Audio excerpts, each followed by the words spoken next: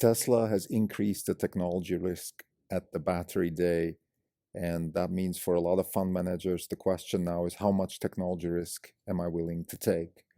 This is the Not Even Wrong podcast. It's September 23rd, 2020. This is Krim Delko. For the day, the fund is down 30%. The market's down 2.5%. For the year, the fund is up 172% and the market is flat. So if you put $100 in Orange Capital Partners on January 1st, 2020, you would have $272 today, and you would have still $100 in the S&P, which basically did nothing for the whole year. So let's get back to the continuous analysis of the Battery Day. It's been one day since Elon Musk and Drew Balino, as Senior Vice President of Powertrain and Battery Technology, presented their new roadmap. And I think the key takeaway is that Tesla is becoming another technology risk stock. And let me elaborate on that. This is good news and bad news. I think let's start with the good news.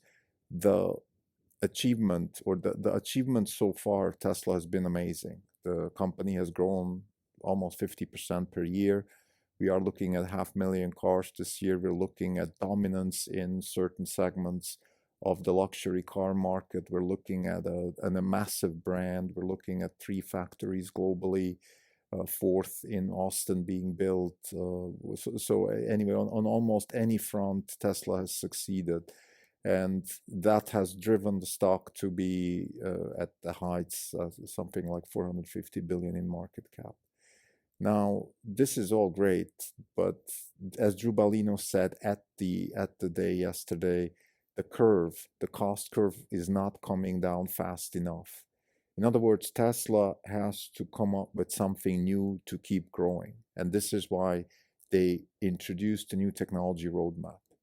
And the good news, this is still good news because that's what you want a Silicon Valley company to do. It's redefine itself, take risks, or to use Peter Thiel's words, think vertically, change the world, make a new future, and not just incrementally improve the same old, same old. So that's exactly what they're doing. And in order to keep growing, and according to Musk, they want to sell 20 million cars by 2030.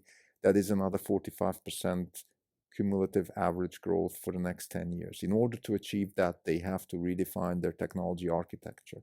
And it's everything. It's the battery cell, the battery pack, the battery production, the manufacturing of the vehicles. Everything has to be changed. By the way, also the software stack has to be changed. And I'm gonna talk about this in another episode because that's worth another episode. So just to mention here, it's not just the battery technology that has seen a cost curve flattening or the cost curve decline flattening. Also, the AI is not progressing fast enough, so they had to rewrite the architecture. But let me get back to the battery technology. This is the topic of today. So what they introduced yesterday is a ground up new architecture from scratch. I don't want to bother people with details here, things like tablets, cell, silicon versus nickel versus iron in parts of the battery.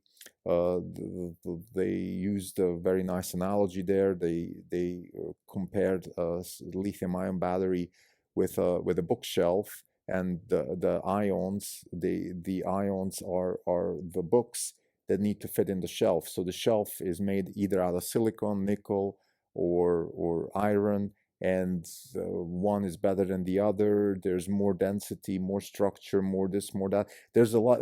Battery technology is an optimization problem. It's a classic tinkering problem where you're trying constantly to improve. You're trying to change things. There is no real first principle approach. There is no physics that we know deep enough to really understand what's going on. That's why it's more of a try and error problem, which in my view, most of the engineering masterworks of humanity are tinkering problems. We just don't have enough understanding of basic physics, i.e. we don't understand quantum physics basic enough to really build things from first principles. But anyway, this is a sideway. I just want to get back. So we have a lot of different little tinkerings, little problems that can be solved on the cell level. They spoke about the manufacturing that will change, and one of the, in my view, disappointments was that the dry coating of parts of the battery, which used to be, uh, let me elaborate a little bit. So Tesla bought Maxwell Technologies last year.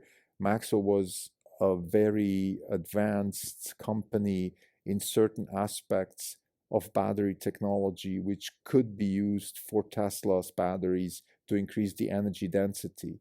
And they had a technology called dry coating, which just means that instead of using liquid coating, so instead of putting material in water, soaking it up, and then getting rid of the water again, you can just use the material as a powder and coat it in dry form. So that way you save yourself a lot of money, a lot of equipment, a lot of capital investment.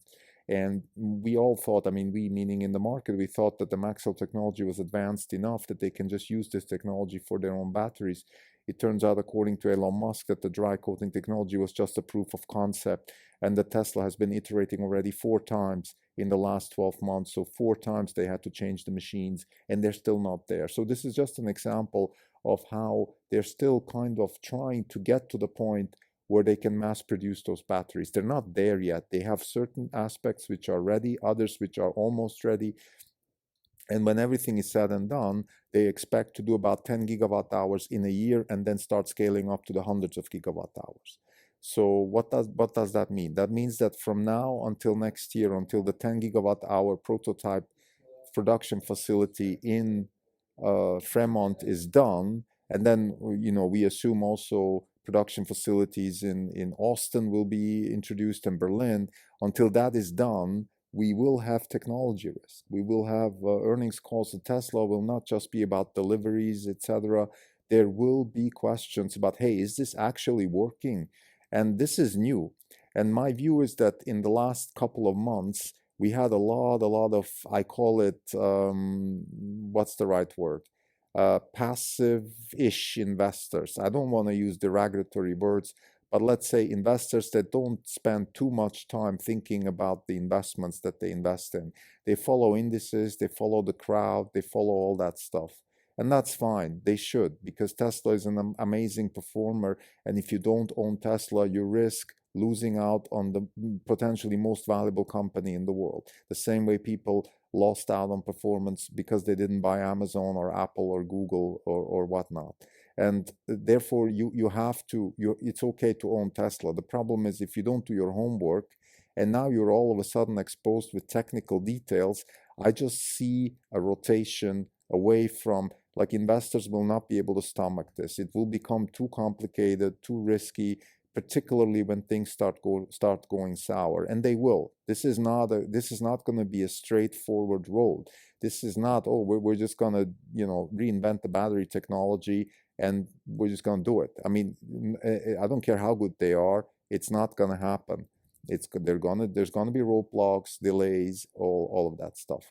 So our conclusion here is that we expect the correction in the stock. It's already been 15% since Elon Musk first tweeted about the production being ready next year, mass production, and then of course there was a 5% correction, and then we had a 10% correction today. I wouldn't be surprised if we have another 15% correction, so a total of 30%. Wouldn't surprise me. Could even be more, of course, with stocks like that. You never know.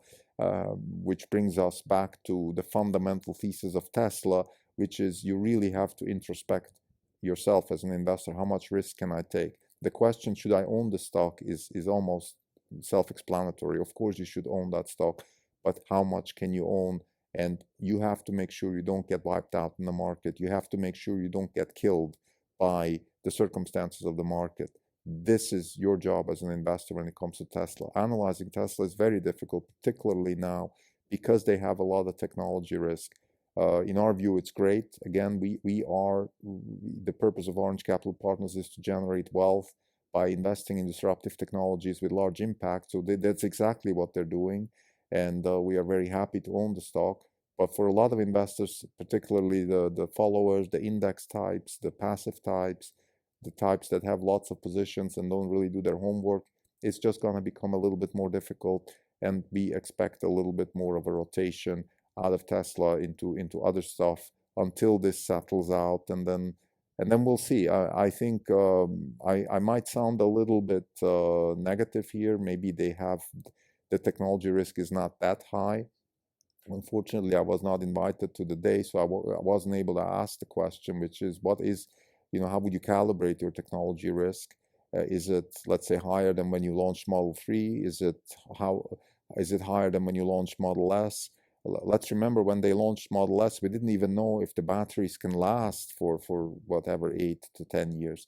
We didn't know if they can sustain continuous uh, acceleration and stop and heat and cold weather. We didn't know all these things. Now we know they all work. And with the Model 3, we didn't know, can they do real mass production? And now we know they can. They can do it with the Model 3, and actually they can even do it with the Model Y. So it's fantastic. But with the new batteries, we're looking at semi, Cybertruck. Those are high-duty cars with a lot more energy intensity, a lot more performance, also range, of course, particularly with the semi and the Cybertruck. You need, I would say, at least 400 miles of range, if not more. So can they really deliver that? That's the big question, and it's not clear. They have a roadmap. They have to redefine the battery technology for those types of performances, but it's far away from clear that they can actually do it within the time frame. I mean, they will, of course. I think in the end, this is an engineering company. Engineering companies like Tesla do deliver in the end. The question is, can they keep the timeline? And that will add to the risk of the stock. And like I said, as a summary again, we think that the battery day is exciting for us, but we're the right investor for this stock. We believe that in the last couple of months, we had investors that, in my view, don't belong in the stock right now. They should get out and wait till things settle down a little bit. So we expect a rotation, probably a bit of a correction until, let's say, us. I think we would add to the position probably more like 15-20% below here, just because we expect this rotation. So we'd pay a bit less to increase our position. But those are details. In the long run, if they succeed, we're looking at mid-40s CAGR and market capitalization in the trillions. So again, this will be just a footnote, but for the next couple of quarters, I think it will be on everybody's radar. Every investor should be clear about the kind of risk they can take, and the technology risk has increased. Thank you.